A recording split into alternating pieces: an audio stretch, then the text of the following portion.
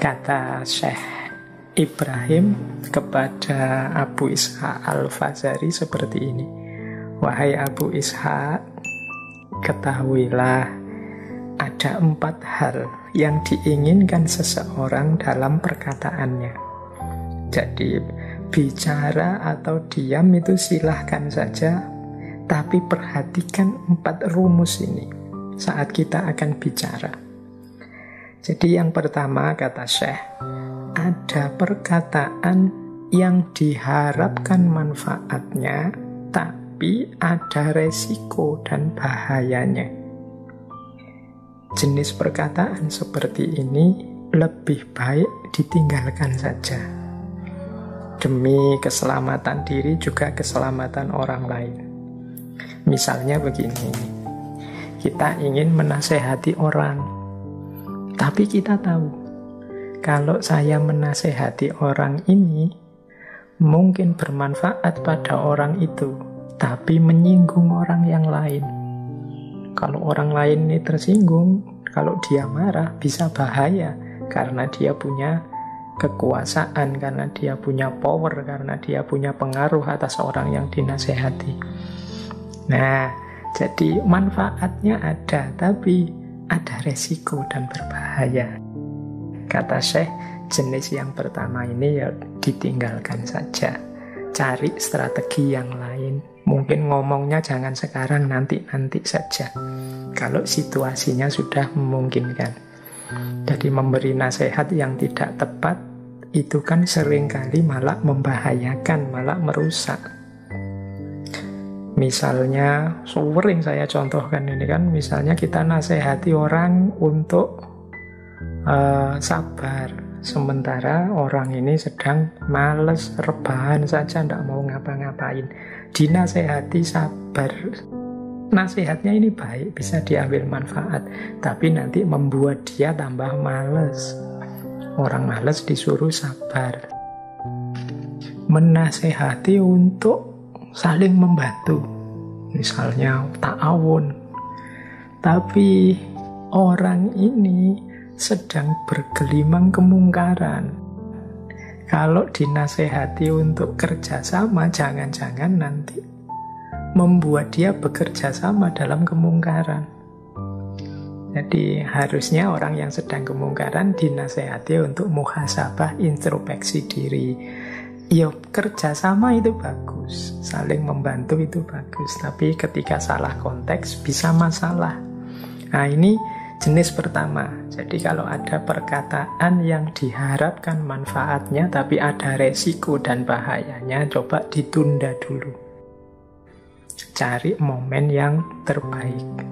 Berarti jangan ngomong. Yang kedua, ada perkataan yang tidak diharapkan manfaatnya dan tidak dikhawatirkan bahayanya. Nah, ini ya tidak ada manfaatnya sih, tapi bahayanya juga tidak ada. Ini mungkin obrolan-obrolan iseng, gurauan-gurauan yang tidak perlu. Nah, ini mungkin sesekali kita lakukan ya, tapi yo jangan banyak-banyak deh.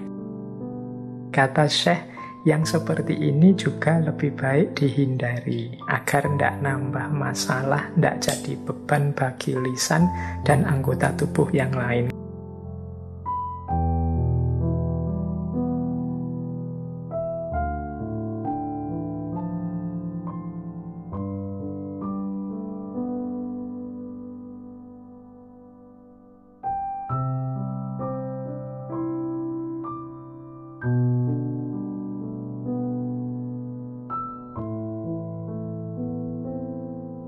Berarti yang kedua juga ya lebih baik diam daripada buang waktu bicara yang tidak ada gunanya. Kalau yang pertama tadi, daripada bicara yang beresiko meskipun baik. Nah, yang ketiga, ada jenis perkataan yang tidak diharapkan manfaatnya tapi bahayanya besar. Jadi tidak ada gunanya malah bahaya. mungkin isinya caci maki, mungkin isinya fitnah, menyinggung orang lain. Ini kan tidak ada manfaatnya. Dan bahayanya besar. Jenis yang ketiga ini harus ditinggalkan. Wong manfaatnya tidak ada, malah dapat bahaya. Dengan kata-kata kita panen bahaya, dengan kata-kata kita panen dosa, dengan kata-kata kita panen kemungkaran. Kalau yang ketiga ini sudahlah, tinggalkan saja. Jadi yang pertama lebih baik ditinggalkan, mencari momen yang tepat. Yang kedua lebih baik ditinggalkan karena sia-sia. Yang ketiga harus ditinggalkan karena berbahaya. Yang keempat baru perkataan yang banyak manfaatnya dan tidak dikhawatirkan bahaya atau efeknya. Jenis keempat inilah yang harus kita hidupkan, kita biasakan. Jadi pastikan setiap kali bicara yang kita sampaikan itu bermanfaat dan tidak ada efek samping bahayanya atau resikonya. Ini pelajaran dari Syekh Ibrahim bin Adham sekaligus menjawab rasa penasarannya Abu Ishaq Al-Fazari. Wong Syekh Ibrahim ini wali yang diikuti banyak orang, kok malah pendiam, tidak banyak bicara, tidak banyak omong. Ya mungkin beliau ingin agar bicara itu senantiasa tepat. Ya jenis yang keempat tadi, ya manfaat dan tidak ada efek sampingnya.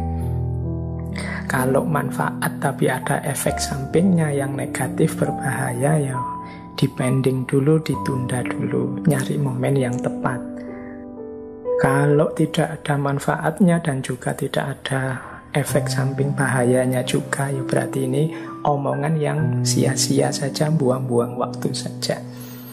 Ya kalau bisa dihindari, kalau ada yang lebih penting, waktunya diisi dengan yang lebih penting. Dan yang ketiga harus ditinggalkan karena tidak ada manfaatnya, malah banyak bahayanya. Baik, jadi ini 4 nasihat dari Syekh Ibrahim bin Adham.